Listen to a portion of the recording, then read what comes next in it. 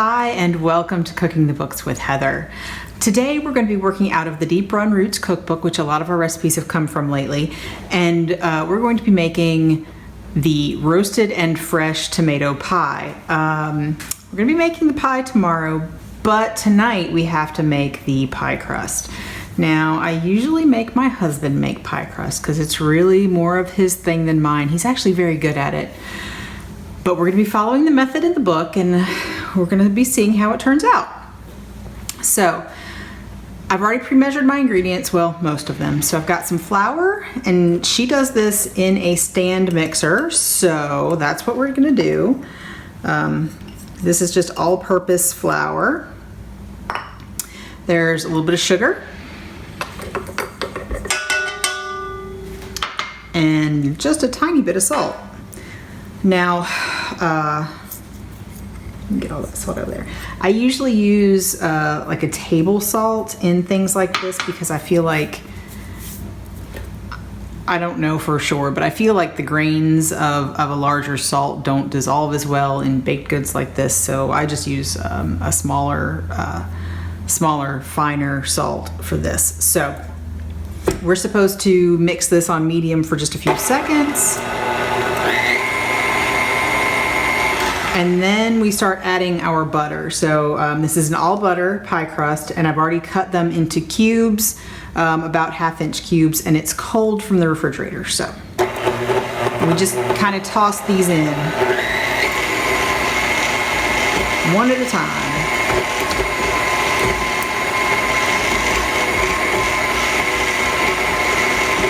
They don't really seem to do much at first, but okay, got all my butter in and I let it go until it was crumbly, which is kind of what it looks like right now. Kind of looks more like kind of wet sand. And now let's see. So this calls for a really tiny bit of white vinegar, which I have this huge bottle of, and it's down near the middle, so there's no way I'm gonna be able to measure out less than a teaspoon of that in there. So I'm just gonna pour some in here and measure from there. It's super cheap, so. And so now we add some ice water. So I've got just some water and some ice cubes sitting in here, and we add the vinegar slowly. So that's what I'm gonna do.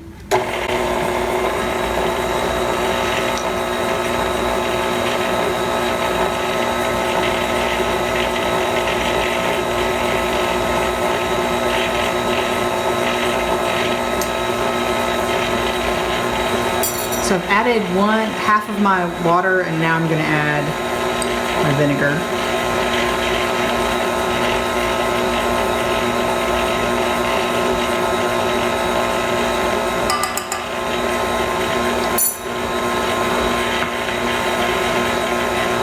And the rest of my water.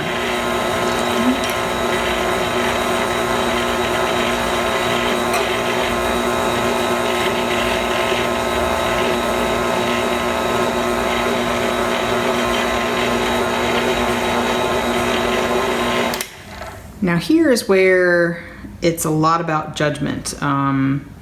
This doesn't look like a pie dough right now, but, oh, there we go. If it will kind of hold together, the point is that it's gonna go into the refrigerator overnight and the flour will hydrate, and you don't want it too wet. So I'm gonna see what she says about this, if it should be like this or not, but let's see.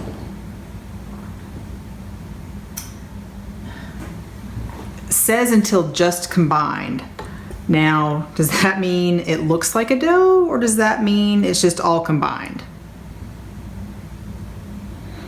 I don't know. Like I said, I am not a dough person, but I have seen people put things like this into, onto plastic wrap and let it sit in the refrigerator overnight, and it turns out fine. So I think this is the recipe. This is what we're gonna do. So the next thing you do is, I'm gonna clear off my space a little bit, and we're gonna turn this out onto plastic wrap, and it's gonna sit in the refrigerator overnight. So just a second, and I'll show you that part. See how it goes. Okay, so I have consulted with the expert, and he says he would put some more water in there, but since we're following the recipe, we think it'll be okay. You can squeeze it and you can see it kind of becomes like dough. So we're gonna leave it as is, exactly as the recipe says. And we're going to turn this out onto a roughly square piece of plastic wrap and wrap it up. And we're gonna hope that this works. I'm just getting everything out of the bowl as much as I can. And then I'm gonna kind of compress it down a little bit so that it doesn't try to escape its plastic wrapping.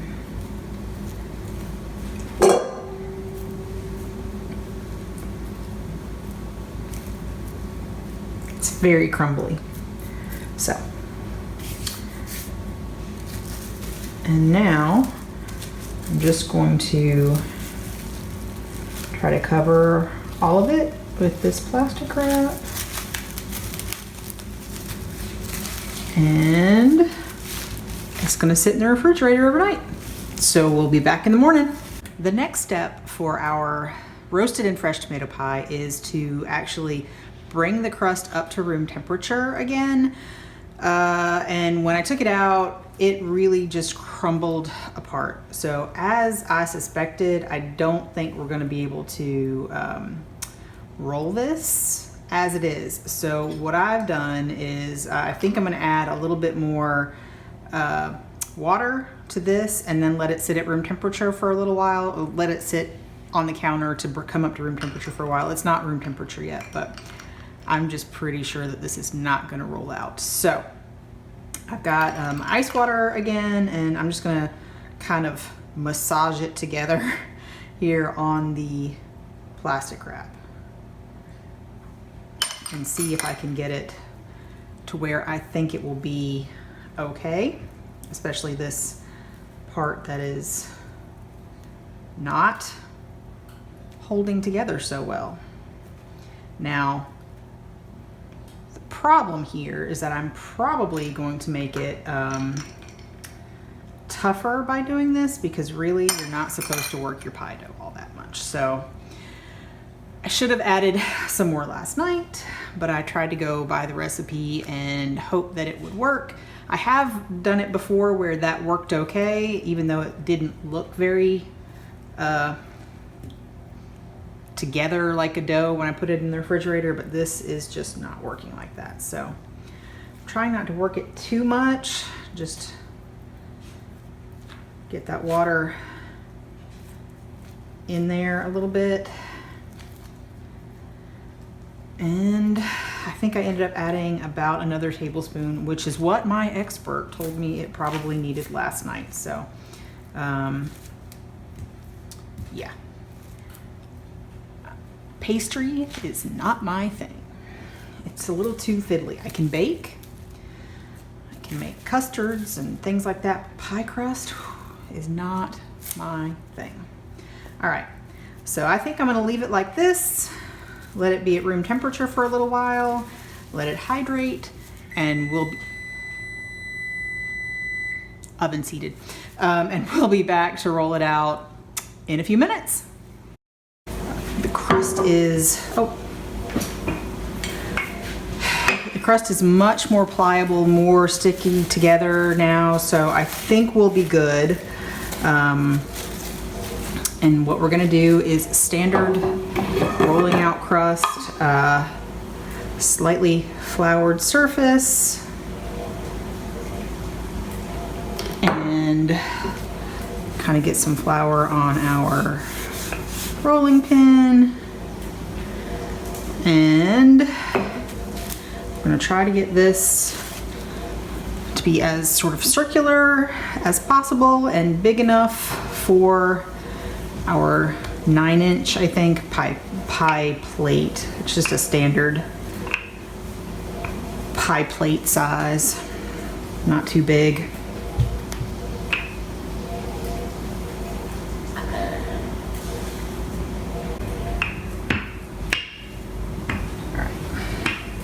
So I think this is probably big enough. What you can do is put your pie plate down and see if you think you have enough. And I think I'll probably have to patch a few places, but otherwise it's good. And let's hope we can transfer it.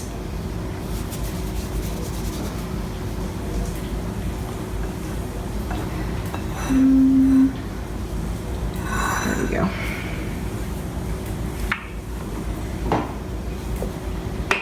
There we go. Not too bad. Just want to get it all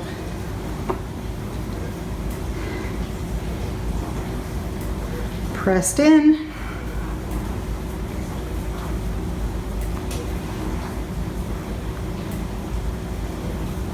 Could be worse. We're just gonna sort of try to make the edges a little bit pretty and then cut off the extra. That'll be good enough for me. And then I'm just gonna use my fingers, and where I've pinched it, it kind of makes it easier to take off the extra because it's gotten very thin on the edges. The extra, you can cook those up and eat them if you want, but add some sugar and cinnamon, but I generally don't. I'm not a huge fan of pie crust, honestly. Which I guess is why I don't think it's worth it to make my own, usually. All right, so this is our crust. We're going to blind bake this, which means we're going to put either foil or parchment down, and then I have some beans, dry beans that I just keep and use for this all the time. So you put the parchment down, and then you put the dry beans down, and then you blind bake it just to get the crust baked before you put the really wet ingredients in and bake it again. So, gonna get all that ready and be right back. Actually, scratch that. First, we need to freeze this for 15 minutes before we blind bake it. So I'm gonna stick this in the freezer just as is, no plastic wrap or anything, and we'll be back in 15 minutes. Now my pie crust has been in the freezer for at least 15 minutes at this point. And all I'm gonna do is take some parchment paper. You want a piece that's big enough to go into it the whole way. And these are my beans that I keep for pie beans. They're just some sort of white bean. And they're just for this. So you want to kind of make sure that they go into all of the creases, get down up against the edges. Sometimes I don't need to use all of them, sometimes I do. Depends on the size of the pie crust. Anyway, so there we go. And I'm gonna stick this in the oven. It's been at 400, heating up, and it's gonna go in for 30 minutes. So, be right back.